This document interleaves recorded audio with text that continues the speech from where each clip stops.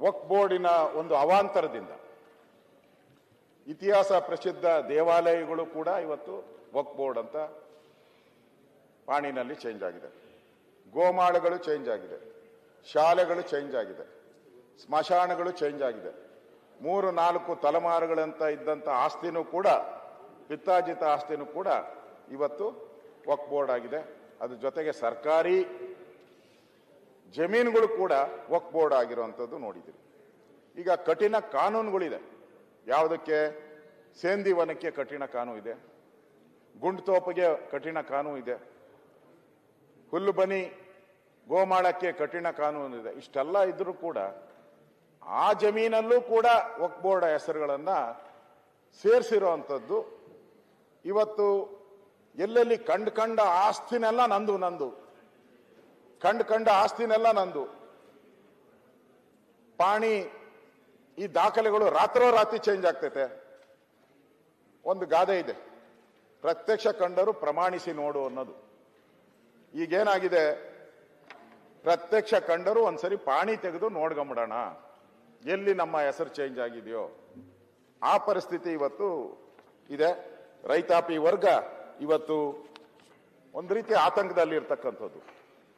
ಬರಗಾಲ ಆಯಿತು, ಅತಿವೃಷ್ಟಿ ಆಯಿತು, ರೈತರು ಸಾಲ ಕಟ್ಟಕ್ಕೆ ಆಗದೆ ಇರುವಂತ ಪರಿಸ್ಥಿತಿ ಇದೆ. ಒಂಥರ ಬದುಕೆ ಅವ್ರಿಗೆ ಕಷ್ಟ ಆಗ್ತಾ ಇರುವಂತ ಸಂದರ್ಭದಲ್ಲಿ ಈ ವಕ್ಫ್ ಬೋರ್ಡ್ ಒಂದು ಜಮೀನೇ ನಿಂದಲ್ಲ ಅಂತ ಹೇಳಿದ್ರೆ ಅವನ ಗತಿ ಏನಾಗ್ತೈತೆ? ಕಳೆದ 3-4 ವರ್ಷದಿಂದ ರೈತರ ಬೆಳೆಗೆ ನ್ಯಾಯ ಸಿಗ್ತಾ ಇಲ್ಲ. ಈಗ ಭೂಮಿ ಕಳ್ಕೊಳ್ಳುವಂತ ಪರಿಸ್ಥಿತಿಗೆ ರೈತರು ಬರ್ತಾ ಇದ್ದಾರೆ. ಒಂದು ರೀತಿ ಆಸ್ತಿ, ಪಿತ್ತಾರ್ಜಿತ ಆಸ್ತಿ ಬಂದಿರೋದು ಇಡೀ ಗ್ರಾಮಗಳೇ ಇವತ್ತು ವಕ್ಫ್ ಆಸ್ತಿ ಅಂತ ಆಗಿದೆ. ನಾನು ಮೊನ್ನೆ ಮೈಸೂರು ಜಿಲ್ಲೆಗೆ ಹೋಗಿದ್ದೆ. ಕೃಷ್ಣರಾಜನ ವಿಧಾನಸಭಾ ಕ್ಷೇತ್ರ ಇದೀರ, ಅಲ್ಲಿ ಮುನೇಶ್ವರ ನಗರಕ್ಕೆ ಭೇಟಿ ಮಾಡಿದ್ದೆ. ಭೇಟಿ ಮಾಡಿದಾಗ ಅಲ್ಲಿ ವಾಸ ಮಾಡ್ತಕ್ಕಂಥ ಜನ ಇದ್ದಾರೆ 100ಕ್ಕೆ 100ರಷ್ಟು ಕುರುಬರು. ಸುಮಾರು 110 ಮನೆ ಇದೆ. 110 ಮನೆ ಇದೆ. 100ಕ್ಕೆ 100ರಷ್ಟು ಕುರುಬ ಜನಾಂಗದವ್ರು ವಾಸ ಮಾಡ್ತಾರೆ. ಹಿಂದೆ ಗ್ರಾಮ ಆಗಿತ್ತು, ಈಗ ಅದು ಮೈಸೂರು ನಗರಕ್ಕೆ ಸೇರಿದೆ. ಅವರೆಲ್ಲರಿಗೂ ಹಕ್ಕುಪತ್ರ ಕೊಟ್ಟಿದ್ದಾರೆ. ನಾವಿರ್ಲಿಲ್ಲ ಅವಾಗ, ಹಿಂದೆ ಕಾಂಗ್ರೆಸ್ ಸರ್ಕಾರ ಇದ್ದಿದ್ದು. ಅವರು ಹಕ್ಕುಪತ್ರ ಕೊಟ್ಟಿದ್ದಾರೆ. ಅದಾದ್ಮೇಲೆ ನಗರಸಭೆಯವರು ಅವ್ರಿಗೆ ಖಾತಾ ಮಾಡಿಕೊಟ್ಟಿದ್ದಾರೆ, ಟ್ಯಾಕ್ಸ್ ಕಟ್ಟಿದ್ದಾರೆ, ಪಾಣಿ ಇದೆ ಅವರ ಹೆಸರಲ್ಲಿ. ಮಾತೆ ಮಾಧವಿ ಆಶ್ರಮ ಒಂದು ಅದ ಸರ್, ಅದರೊಳಗೆ ತಾವು ಹೇಳಿದ್ರೆ ಅದೆಲ್ಲನೂ ಕೂಡ ಈಗ ವಕ್ಫ್ ಬೋರ್ಡ್ ಅಂತ ಮಾಡ್ಬಿಟ್ಟಿದ್ದಾರೆ.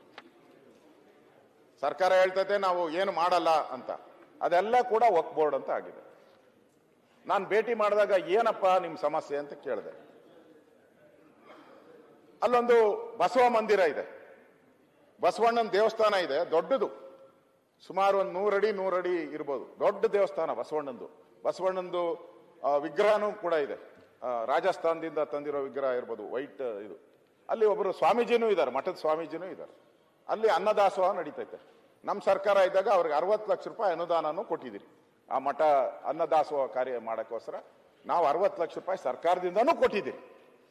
ಇಷ್ಟೆಲ್ಲ ಮಠ ಇದ್ದು, ಬಸವಣ್ಣ ಇದ್ದು, ಅದಕ್ಕೆ ವಕ್ಫ್ ಬೋರ್ಡ್ ಅವರು ನೋಟಿಸ್ ಕೊಟ್ಟಿದ್ದಾರೆ, ಇದು ನಿಮ್ಮದಲ್ಲ ಆಸ್ತಿ, ಖಾಲಿ ಮಾಡಿ ಅಂತ. ಅಲ್ಲಿ ಜನನ ಹೋದಾಗ ಬಂದ್ರು 100 ಜನ. ಏನಪ್ಪ ಏನಾನ ಸಮಸ್ಯೆಗೆ ಪರಿಹಾರ ಮಾಡ್ಬೋದಾ ಅಂದ್ರು. ಇಲ್ಲ ಸರ್, ನಾವು ಪ್ರತಿ ತಿಂಗಳು, ಪರಮೇಶ್ವರ್ ಅವರೇ ಇವತ್ತಿರೋರ್ಗು ಪ್ರತಿ ತಿಂಗಳು ನೋಟಿಸ್ ಕೊಟ್ಟಿದ್ದಾರೆ. ಅವರೆಲ್ಲ ಬೆಂಗಳೂರಿಗೆ ಬರಬೇಕು, ಬಸ್ ಮಾಡ್ಕೊಂಡ್ ಬರ್ಬೇಕಲ್ಲಿ. ಪ್ರತಿ ತಿಂಗಳು ಆ 110 ಜನನು ಬಸ್ ಮಾಡ್ಕೊಂಡು ಪ್ರತಿ ತಿಂಗಳು ಬೆಂಗಳೂರಿನ ವಕ್ಫ್ ಬೋರ್ಡ್ಗೆ ಬರಬೇಕು. ಇವತ್ತವರೆಗೂ ಬರ್ತಾ ಇದ್ದಾರೆ.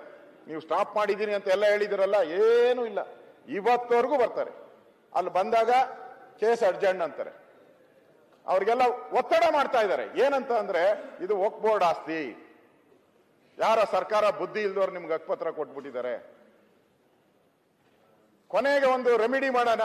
ಏನ್ ರೆಮಿಡಿ ಅಂದ್ರೆ ನೀವು ಲೀಸ್ ತಗೊಂಬಿಡಿ, 30 ವರ್ಷಕ್ಕೆ ಲೀಸ್ ಕೊಡ್ತೀರಿ, ಲೀಸ್ ತಗೊಂಬಿಡಿ, ದುಡ್ಡು ಕಟ್ಟಿ ನಮಗೆ ವರ್ಷಕ್ಕಿಷ್ಟು ಲೀಸ್ ಅಂತ. ಇದು ನ್ಯಾಯನಾ?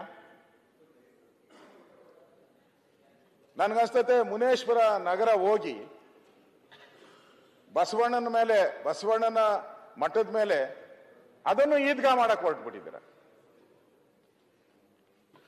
ಸರ್ ಇವತ್ತು ಅವ್ರನ್ನೆಲ್ಲ ಒಂದ್ ರೀತಿ ಗನ್ ಪಾಯಿಂಟ್ ಅಲ್ಲಿ ಅಷ್ಟು ಜನನು ಅವರು ಪ್ರತಿ ತಿಂಗಳು ಹೋಗ್ಬೇಕು, ಮತ್ತೆ ಒತ್ತಡ, ನೀವು 30 ವರ್ಷ ಲೀಸ್ ತಗೊಬೇಕು ಅಂತೇಳಿ ಗನ್ ಪಾಯಿಂಟ್ ಇಟ್ಕೊಂಡು ಅವ್ರನ್ನ ಬೆದರಿಕೆ ಆಗ್ತಾ ಇದ್ದೀರಾ. ಏನ್ ಸಾಧನೆ ಮಾಡಕ್ ಹೋಗಿದ್ದೀರಾ? ಯಾಕೆ ಈ ರೀತಿ ಜನಕ್ಕೆ ನೀವು ತೊಂದರೆ ಕೊಡ್ತಾ ಇದ್ದೀರಾ ಅನ್ನೋದು ನನ್ನ ಭಾವನೆ. ನಮ್ಗೆ ಗೊತ್ತಿಲ್ಲ ಉಪಾಧ್ಯಕ್ಷರೇ, ಈ ಸರ್ಕಾರ ಬಂದಾಗ ಏನೇನೋ ಆಸೆ ಇಟ್ಕೊಂಡು ಈಗ ಜನಕ್ಕೆ ಅನಿಸ್ತಾ ಇದೆ ಯಾಕಾದ್ರೂ ಈ ಸರ್ಕಾರ ಬಂತು ಅಂತ. ನ್ಯಾಯಬೆಲೆ ಅಂಗಡಿ ಮೂರು ಉಪಚುನಾವಣೆಗಳಲ್ಲಿ ನಮ್ಮನ್ನು ಗೆಲ್ಸವ್ರಣ.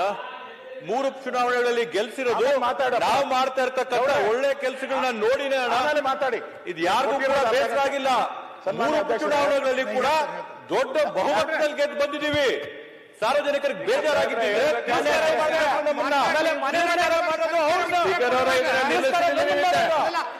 3 ಉಪಚುನಾವಣೆಗಳಲ್ಲಿ ರಾಜ್ಯದಲ್ಲಿ 3 ಉಪಚುನಾವಣೆಗಳಲ್ಲಿ ಕೂಡ ಬಹುಮತ ಪ್ರತಿ ಮನೆ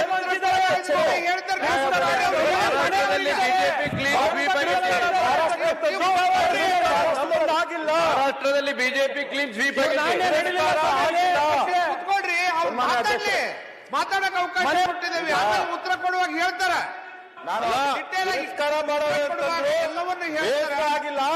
ಪ್ರಜಾಪ್ರಭುತ್ವದಲ್ಲಿ ಮತದಿಂದಾನೇ ಪ್ರಜೆಗಳು ನಮ್ಮ ಪರವಾಗಿ ಮತ ಹಾಕವ್ರೆ. ಇವ್ರು ಸುಳ್ಳು ಮೋಸ ನಂಬಲಿಲ್ಲ. ಒಂದೇ ನಿಮಿಷ ಚುನಾವಣೆಯಲ್ಲಿ ಮನೆ ಮನೆಗೆ ಕೂತ್ಕೊಳ್ರಿ, ಆಮೇಲೆ ಅಧ್ಯಕ್ಷರೇ ನೀವು ಕೂತ್ಕೊಳ್ರಿ. ನೀವೇನ್ ತಾಂಬೂಲ ಕೊಟ್ಟು ಬಂದ್ರ? ನನಗೇನು ನಮ್ಮ ಹೊಸಕೋಟೆ ಶಾಸಕ ಕೇಳಿ ನನಗೇನು ಬೇಜಾರಿಲ್ಲ. ಅದಕ್ಕೆ ಪ್ರಾರಂಭದಲ್ಲಿ ನೀವು ತಾಂಬೂಲ ಕೊಡಲ್ಲ, ಯಾರು ತಾಂಬೂಲ ಕೊಡಲ್ಲ. ನಾ ಪ್ರಾರಂಭದಲ್ಲಿ ಸತ್ಯ ಹರಿಶ್ಚಂದ್ರ ಯಾರು ಇಲ್ಲ ಇಲ್ಲಿ. ತಾಂಬೂಲ ಕೊಟ್ಟು ಗೆಲ್ಲಕ್ಕೆ ಅದು ಹೋತು ಕಾಲ ತಾಂಬೂಲದ್ದು. ಸರ್ಕಾರ ಉತ್ತರ ಕೊಡುವಾಗ ಹೇಳ್ತಾರ, ಅವ್ರು ಮಾತಾಡೋ ಅವಕಾಶ ಕೊಡ್ರಿ. ಅದಕ್ಕೆ ನನ್ಗೇನು ಮಾತಾಡ್ರಿ, ಬೇಜಾರಿಲ್ಲ ಗೌಡ್ರೆ, ಬೇಜಾರೇನಿಲ್ಲ. ನಾನು ಅದಕ್ಕೆ ಪ್ರಾರಂಭದಲ್ಲೇ ಒಂದ್ ನಿಮಿಷ ಕೂತ್ಕೊಳ್ಳಿ, ಆಮೇಲೆ ಮಾತಾಡ್ತೀನಿ. ಬಿಡಿ, ನಾನು ಪ್ರಾರಂಭದಲ್ಲೇ ಹೇಳಿದ್ದೀನಿ ಮದವೇರಿದಾಗ ಅಂತ. ಈಗ 3 ಚುನಾವಣೆ ಗೆದ್ದಿದ್ದಾರೆ ಅಂತ ಸಂತೋಷ ನನ್ಗೇನು. ನಾವು 18 ಬೈ ಎಲೆಕ್ಷನ್ ಗೆದ್ದಿದ್ದೀರಿ. ಯಾಕೆ ನಮ್ಮನ್ನ ಜನ ತಿರಸ್ಕಾರ ಮಾಡಿ 66ಕ್ಕೆ ತಂದ್ರು? ಬಿಟ್ಬಿಡಿ. ಅದಕ್ಕೆ ನಾನು ಹೇಳಿದ್ದು ನ್ಯಾಯಬೆಲೆ ಅಂಗಡಿಗಳು BPL ಇರೋದು APL ಆಗಿದೆಯಾ ಅಂತ ಕ್ಯೂ ನಿಂತ್ಕೊಬೇಕು. ಇವತ್ತು ಹಾಲಿನ ಸಬ್ಸಿಡಿ ಸಿಕ್ಕಿಲ್ಲ ಅಂತೇಳಿ ಸೊಸೈಟಿಗಳ ಮುಂದೆ ಕ್ಯೂ, ನೆರೆ ಬರ ಪರಿಹಾರ ಸಿಗ್ಲಿಲ್ಲ ಅಂದ್ರೆ ಕಚೇರಿಗಳ ಮುಂದೆ ಕ್ಯೂ, ವರ್ಕ್ ಆಸ್ತಿ ಅತಿಕ್ರಮ ಆಗಿದೆ ಅಂತೇಳಿ ಸಾವಿರಾರು ಜನ ವರ್ಕ್ ಆಸ್ತಿ ಅತಿಕ್ರಮ ಅಂತೇಳಿ ಇವತ್ತು DC ಆಫೀಸ್ ಮುಂದೆ ಕ್ಯೂ. ಎಲ್ಲಿ ನೋಡಿ